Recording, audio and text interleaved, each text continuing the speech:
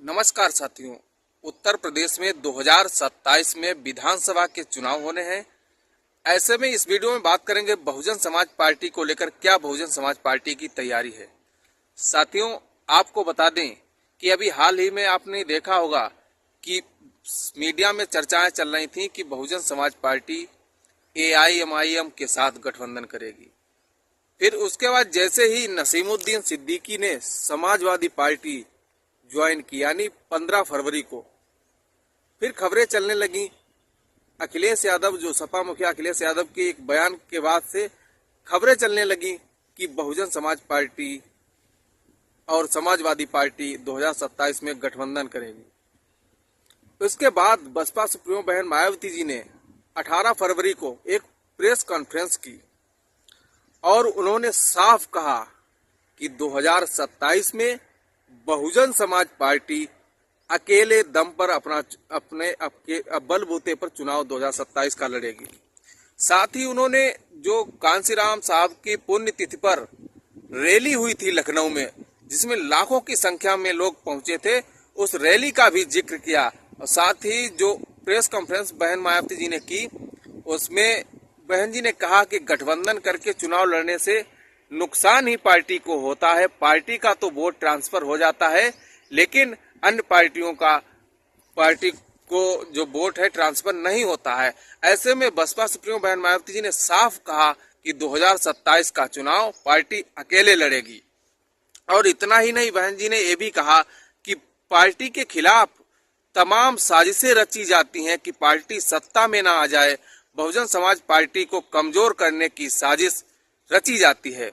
साथियों, जैसा कि आपको बता दें कि 2007 के एक घटना का मैं जिक्र करूंगा इस वीडियो में। साथियों, जब बहुजन समाज पार्टी 2007 में उत्तर प्रदेश में बहुजन समाज पार्टी की एक तरफा लहर थी, तब जो स्वामी प्रसाद मौर्य थे वो चुनाव हार गए थे। उसके बाद राज्यपाल भवन में शपथ समारोह हो रहा था। पीछे बैठे स्वामी प्रसाद मौर्य जी को बहन मायावती जी बुलाती हैं और उन्हें कैबिनेट मंत्री पद की शपथ दिलाती हैं, 6 मंत्रालय देती हैं। और उसके बाद 2008 में बहन मायावती जी पार्टी का यानी बहुजन समाज पार्टी का प्रदेश अध्यक्ष बनाती हैं।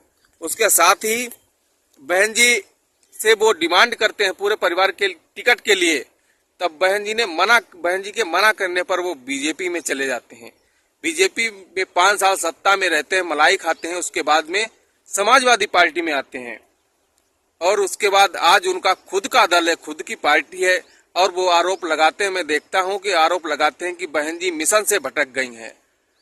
और इसी को लेकर के तमाम लोग जो बहन जी को आरोप लगाते हैं, मैं देखता रहता हूं कि बहन जी मिशन से भटक गई हैं। और इतना ही नहीं, बहन जी ने साफ कहा कल की प्रेस कॉन्फ्रेंस में कि बहुजन समाज पार्टी के खिलाफ साजिश रची जाती है। आपने देखा होगा लोकसभा के चुनाव के समय कि कोई संविधान की किताब दिखा रहा था, कह रहा था कि 400 पार कर दो, कहा जा रहा था कि संविधान बदल देंगे। तो इंडिया गठबंधन की तरफ से कहा जा रहा था कि इंडिया गठबंधन की तरफ से कहा जा रहा था कि संविधान बचाएंगे। साथियों, और बहुजन समाज पार्टी के खिलाफ नैरेटिव सेट किया जाता था कि बहुजन समाज पार्टी बीजेपी से मिली हुई है। इसी को लेकर बहन मायावती जी ने कहा कि पार्टी सत्ता में ना आ जाए, इसलिए तमाम जो साजिशें रची जाती हैं। और इतना ही नहीं, आपने देखा होगा कि जो 9 अक्टूबर को कांशीराम साहब की पुण्यतिथि पर रैली हुई थी, उस रैली में जो भीड़ पहुंची थी, तो विपक्ष के लोग बौखलाए और उन्होंने क्या कहा था कि सरकार की मदद से रैली हुई है।